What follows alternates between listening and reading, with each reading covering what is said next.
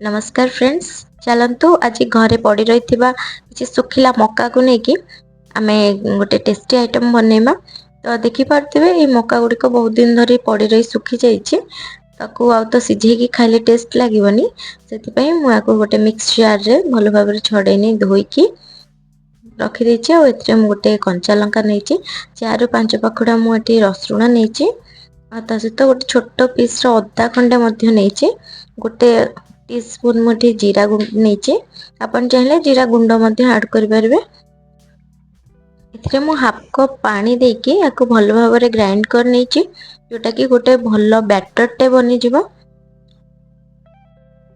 आ batter T बनीगला मुझे गोटे भल बड़ बाउल को काढ़ी नहीं जोटे कि कंफर्टेबल हम ताकू भलसे मिक्स करने की।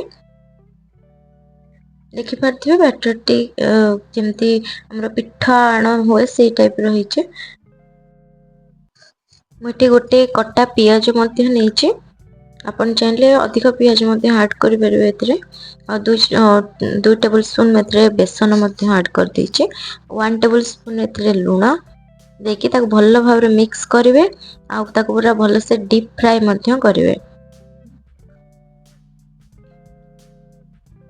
तो आपड़ देखिपे सी एमती गोल्डन कलर ही आसिले आपण ताको भलसे एपट सेपट टे करेंगे जमी दुई पाख जाक भल से फ्राए हम।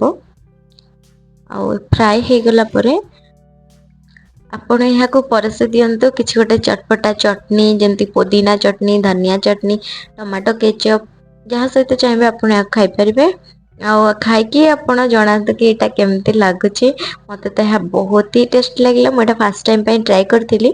आपण मैंने वीडियो रे लाइक कमेंट और चैनल नुआ सब्सक्राइब निश्चय करंतु।